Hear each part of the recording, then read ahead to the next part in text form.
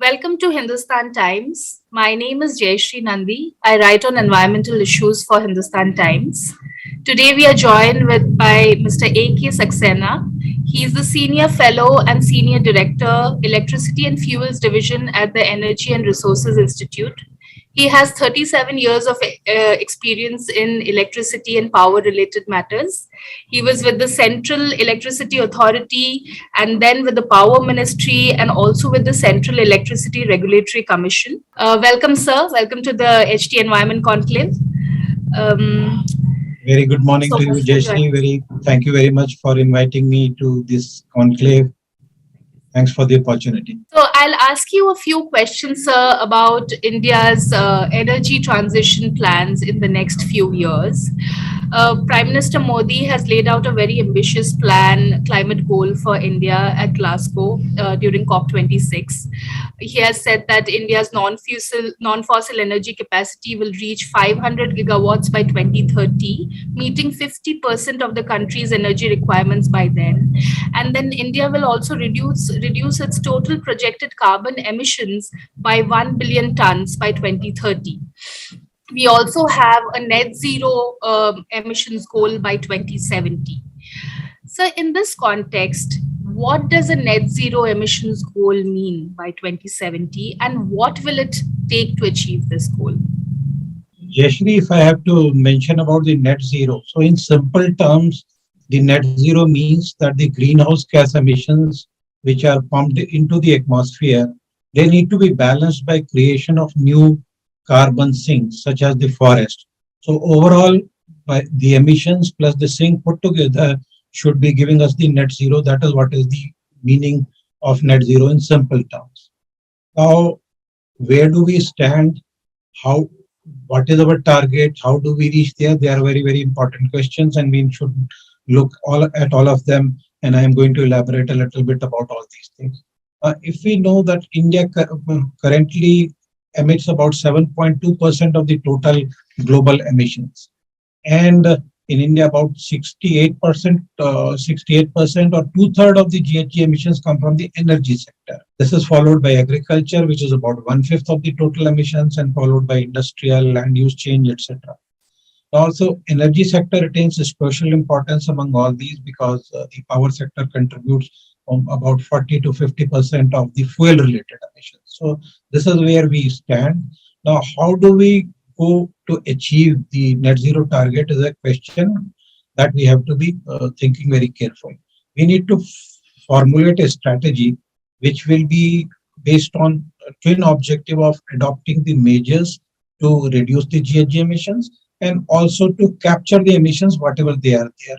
If I talk about the entire value chain from the production, the transport, and the consumption, etc., then I think all across the value chain, I think there has to be an effort to reduce the GHG emissions, number one. And apart from that, wherever it is possible to introduce the energy efficiency to whatever extent we could, that is the first and foremost requirement, because then by introducing the energy efficiency or increasing its energy efficiency component, I think the requirement for production reduces, and thereby certainly the emissions would reduce. Now, if we try to give an example from, let us say, power sector, we have a power generation, power transmission, power distribution, and then the consumption. On the power generation side, we can improve the energy efficiency, we can reduce the emissions. Let us say in the country, we have already gone from the subcritical power generation to supercritical power generation. And then the ultra supercritical and the advanced ultra supercritical technology is under consideration, and it is likely to come. And all this will reduce the emissions significantly. That is what is on the generation side. Also, we have a thought on the power generation side that if our objective is to reduce the emissions, which we should try to bring in the concept of emissions-based dispatch also. Right now, the generating units are dispatched based on the lowest variable cost. It means the total demand which is to be met. So how do the generators are put onto the duty? So whichever generator produces with the least variable cost, because the fixed cost is already a sunk cost. So wherever the cost of production is least, that comes in first, and then the stack is built up, and ultimately the whatever demand is required to be met, that is the way it is done. We feel if the objective is to reduce the emissions, there is a component of emissions also should be integrated into this. Then I think one can think about that we are sort of trying to introduce this concept of the emissions into the power generation side also. Then I think the plants which are low in emissions will be getting dispatched first as compared to other ones. So that is on the power generation side. If we talk about the power transmission and distribution, all of us know that the losses in the T&D losses in India are much higher as compared to the other countries, and there is a need to introduce the losses because reduce the losses because ultimately this is all waste of energy. I think that efficiency in the transmission and distribution is certainly would be helpful because then the more amount of energy could be delivered from the same amount of generation which is there. Now, on the consumption side, I think the energy efficient equipment appliances are extremely important. And if that is sort of a promotion and the whatever has been done so far is pretty good, but if more can be done, that would be extremely helpful in regard to the achieving the reducing the emissions and moving towards the net zero in some way. Now, we cannot say that the emissions will become zero very soon. Emissions will remain to a certain level. So whatever emissions are there, one has to look at the techniques like carbon capture, utilization and storage so that whatever emissions remain there, they should be captured in a manner so that the emissions are not there in the environment. Now, the most important point from all these comes out is that all these add to the cost and then the tariff. So that is what is one has to look at that what is the fine balance we can do in regard to adding these equipment, etc., from the emissions perspective, and finding that the tariff also remains affordable for the consumer. I think that is what one has to walk through this trajectory, and one has to maintain this balance gradually, and that is what is extremely important.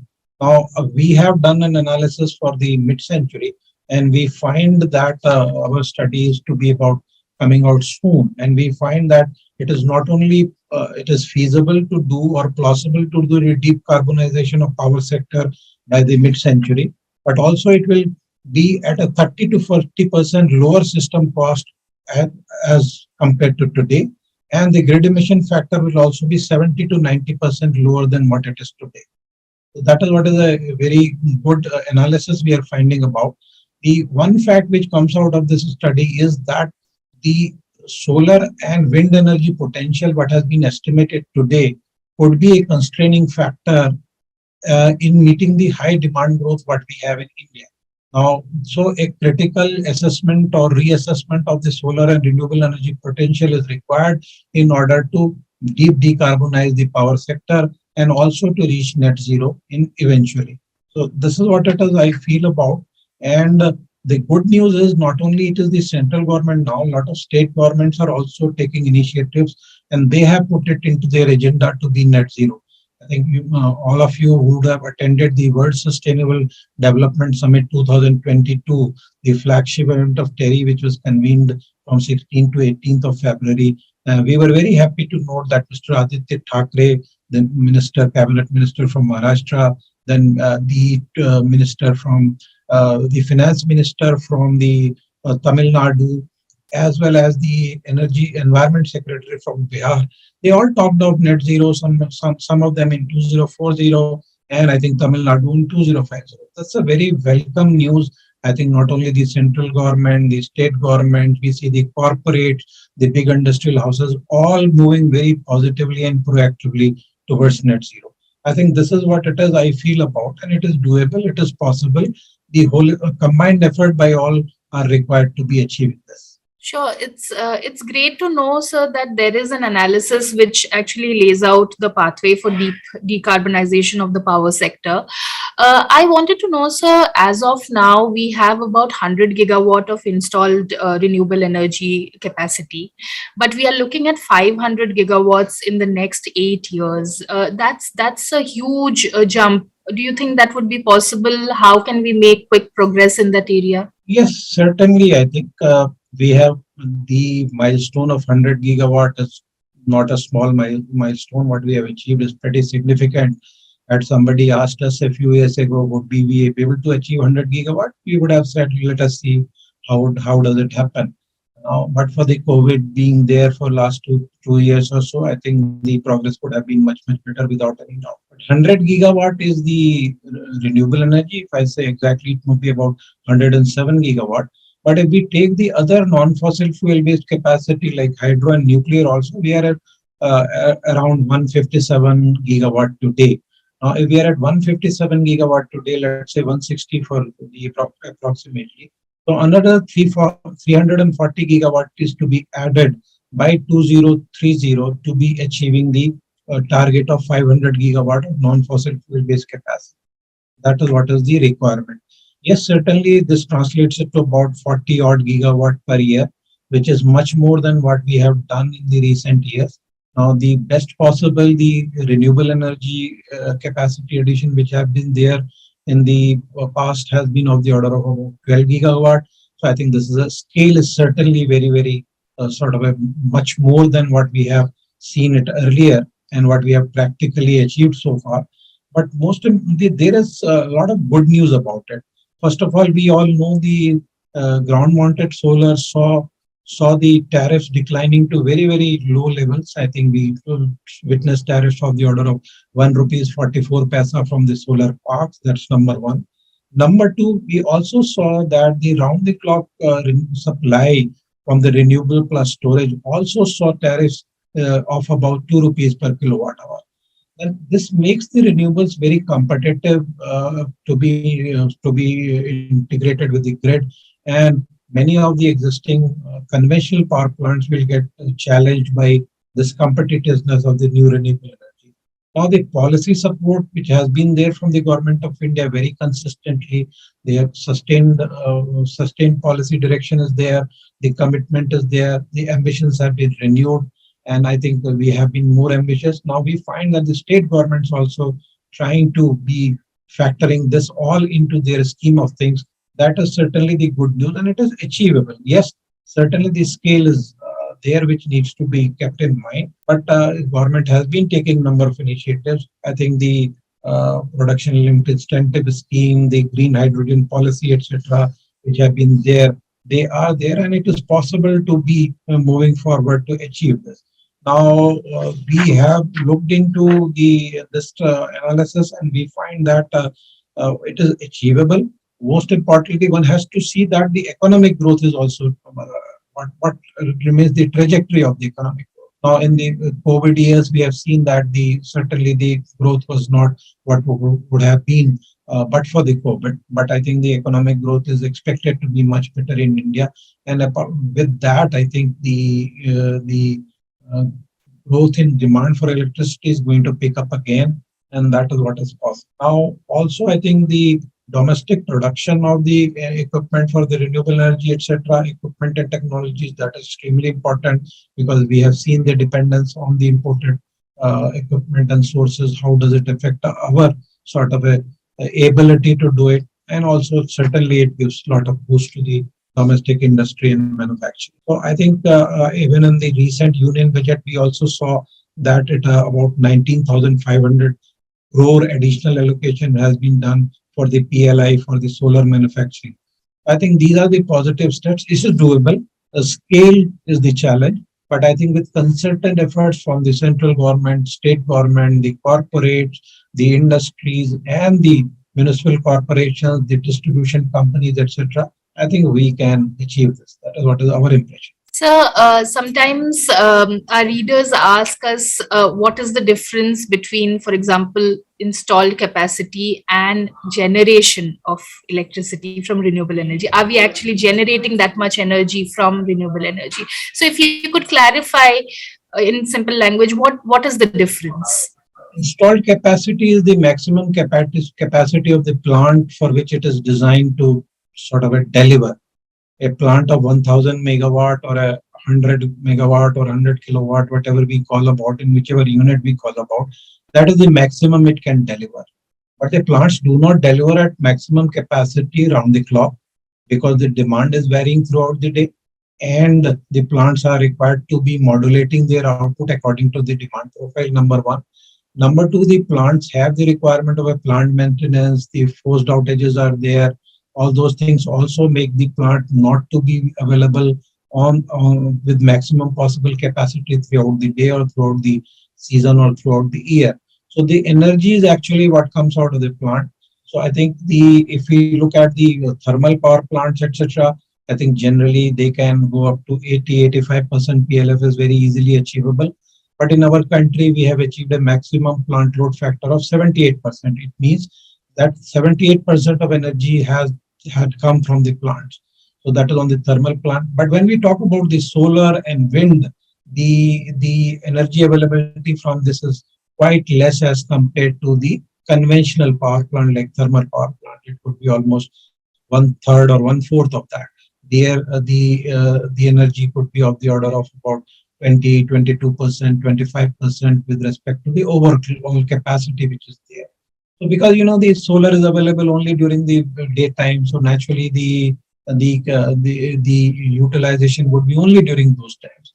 I think the energy is much less than the installed capacity. Energy is what is actually injected into the grid. Capacity is the maximum possible which the plant could generate given all the things are in place. So then, of course, I mean, we know that renewable energy is also dependent on time and weather. I mean, especially for solar and hydro.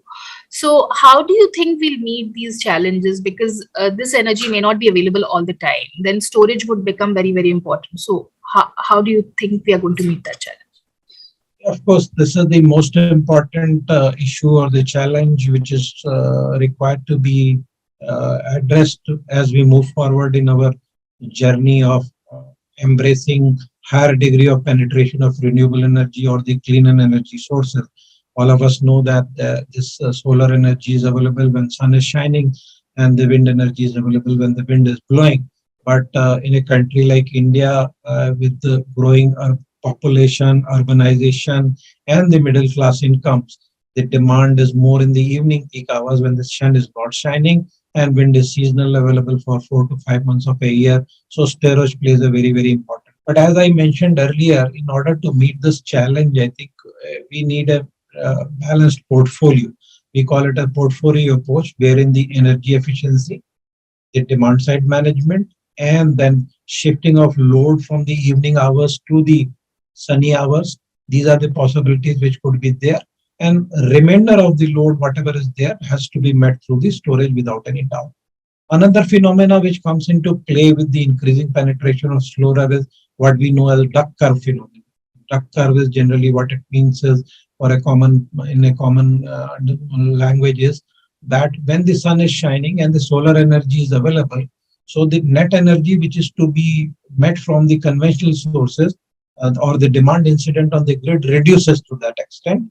So the net demand to be met reduces, and then ultimately it goes down in the afternoon hours, and then again in the evening hours, because the evening load comes in, we have to pick it up, the demand picks up. So it is so sort of a duck curve, whereas the back of duck is there and then it comes down, and the neck of duck sort of goes up in the evening, sort of the demand curve follows that approach.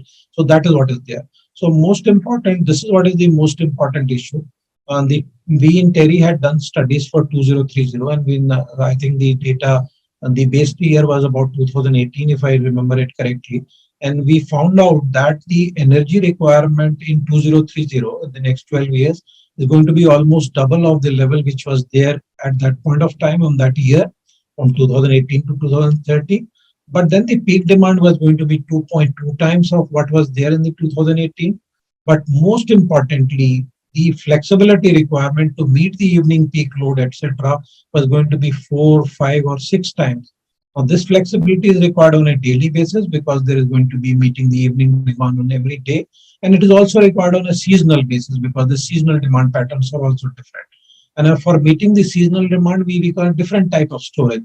It cannot be a battery storage, which is cost effective for a shorter duration. For seasonal storage, we need other types of storage. It can be hydro, it can be the storage hydro, it can be off river pump storage, etc., which could also. I think that is what is the most important requirement.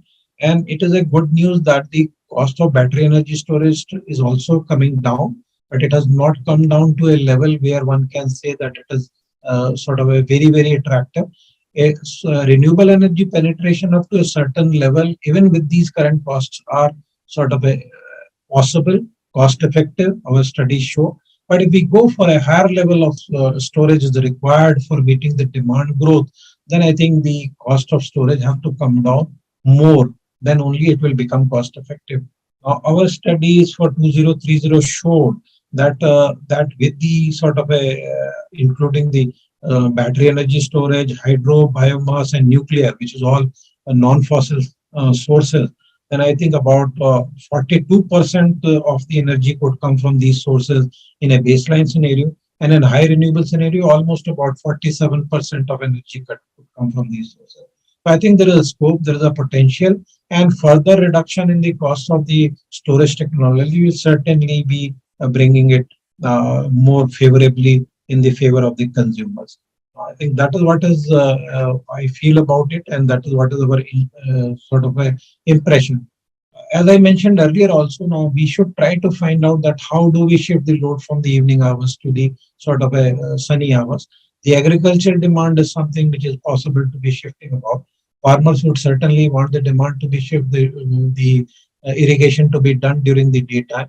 We are doing a study for the state of Madhya Pradesh, wherein we are trying to study this possibility as well.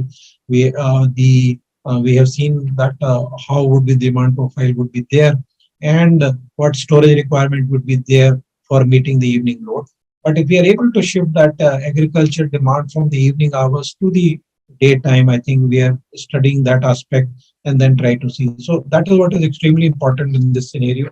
So I think that is important. Apart from this, I think we should also have a demand side flexibility, which is required to be on the demand response, as we call it. The consumer could also participate in the demand response. When the demand incident on the grid is high, the consumer could be given an incentive to reduce the consumption. So whatever is a non-critical consumption, which is shiftable to some other point of time or hours, and that could be done. The washing machines could be run at any point of time. So that is what it is. So these type of requirements could be there. Time of the day tariff or the time of the use of tariff is extremely important. The value of the energy at different points of time is different. I think one has to see that that is what is there. And if the time of the use tariff is more prevalent apart from the industrial and commercial consumers, it goes to the residential consumers also to a greater extent. I think that will also help us very immensely. And another scheme the government has announced is the PM Kusum scheme, wherein the agriculture demand could be met through the solar installations. That would be extremely helpful because it will not only be sort of a sustainable source of energy, it also gives them some means to be injecting the surplus energy if possible to the grid. And number three, it avoids the transmission and distribution losses in bringing the electricity from the all along from the conventional generation to the consumer. So these are the important things which we feel about it is possible to do it. And So one last question, in fact, two questions I'm going to club together. One is that PM Modi recently said, in fact, at WSTS, he said that in the next 20 years, India's energy requirements could double. So is there a date or is there a year do you think when we are likely to peak, following which we will move towards net zero emissions? Also, how are we likely to fund this huge energy transition? Where is the finance going to come from? speaking of the mm, India is a developing country. The demand for energy and demand for electricity is bound to grow. Now, our per capita energy consumption or per capita electricity consumption is much lower than the world average. So I think demand is bound to grow. Now, peaking, what we can talk about is peaking in terms of the fossil fuel based energy or electricity. Yes, that one could should start looking at it. And the terms which are being used in this regard are phase down of coal or phase out of coal. That is what is also being talked about. So I think our impression is that unless the renewable energy potential is much more than what has been assessed today, the coal phase down or phase out is going to be a challenge. And our study shows that up to in the year 2050, it is possible to reduce a reduction of the emissions from the grid, as we call grid emission factor, of to the level of 70 to 90% is possible in various scenarios, but 10% or 30, 10%, 20 or 30% will still be there in the year 2030. But I think as the technology develops, as the cost trajectories become lower, I think there is a possibility without any doubt. And we feel that it may be possible to prepone the target of net zero by 2070 to some point of time, which we do not know what it is. The time and the commitment of all the players in the industry would show about it. Is not only the policy or the regulations which will drive this agenda. Policy commitment is very much there. The enabling regulations are required, they will be framed. But I think the holistic approach where all the players put together, put their effort into this, I think it is possible to keep. And we are very happy to know that the central government, the state government, the corporates, and various types of players are uh, having net zero on their radar and agenda, and it should be possible to be doing it. We cannot put a date onto this now today, but our studies show very clearly that at least in the electricity sector, we may not be net zero by 2050. But I think as the time passes, I think we need to revisit this study because the assumptions will change, the trajectories will change, new technologies with the better efficiencies would come in, and no wonder we will find out that it is possible even 2050. I think that is what is there. The second part of your question in regard to the finance, I think yes, this is a very important requirement without any doubt. I think the renewable energy movement in India has so far been driven by the private capital and the private sector investment. I think we are very hopeful that this will continue. Only thing what is required in regard to this is policy certainty and the sanctity of contracts. Thirdly, I could also say the minimization of risk. And I think the risk perception is less, the cost of capital becomes less, and I think it is possible to bring down the cost further. And I think the contracts need to have provisions wherein the risk perceptions could be suitably addressed beforehand, and the sanctity of contracts, which has been held by courts, that need to be maintained.